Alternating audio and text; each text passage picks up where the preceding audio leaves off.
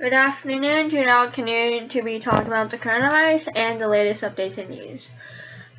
So today I want to talk about this morning the U.S. Navy ship Comfort has hospital ship has docked in New York City to try to help ease the pressure on the New York hospitals currently because of the coronavirus outbreak in New York.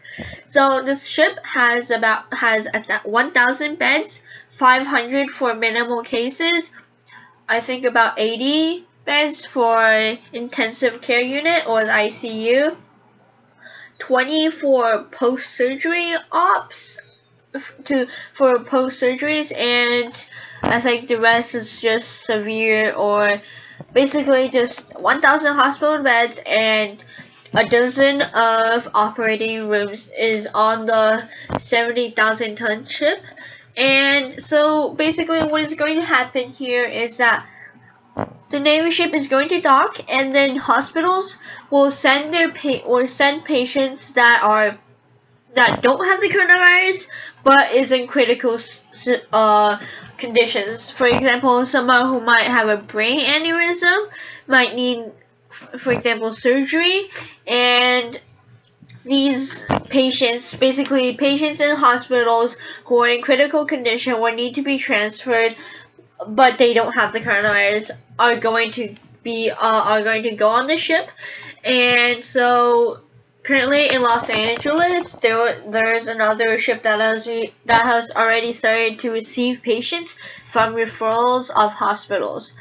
So already the New York governor is saying that this could ease pressure on from New York hospitals, because currently the hospitals have to take care not only of the coronavirus patients but also of these patients in critical conditions who might need surgery. And so the pressure is just huge, and let's just hope this ship can help ease the pressure. So the second thing I'd like to talk about is that China currently says it's already halted the virus. Like, there is no growth, absolutely not. That's what the Chinese officials are saying. But I'm gonna say that this is absolutely false, and do not listen to them at all. So, one, the US and Italy death tolls are already so severe and large, but yet China, who was the start of this pandemic and who was obviously hit the hardest because of because the virus originated in China, is now saying that its numbers are lower than the US and Italy, whose cases all came from China. So this is clearly false. It is impossible for the Chinese number to be so low. It's just simply it simply cannot happen.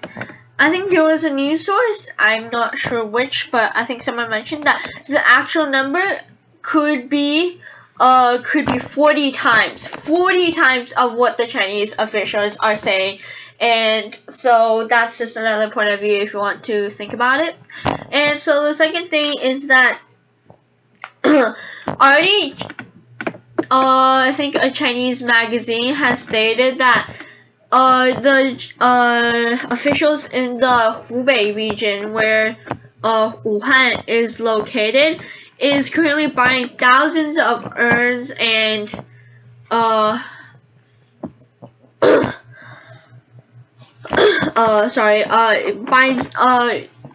reported that thousands of urns were sent to funeral homes in Wuhan without names. So basically, these people were burned, and then they were just carried in urns and sent to funeral homes.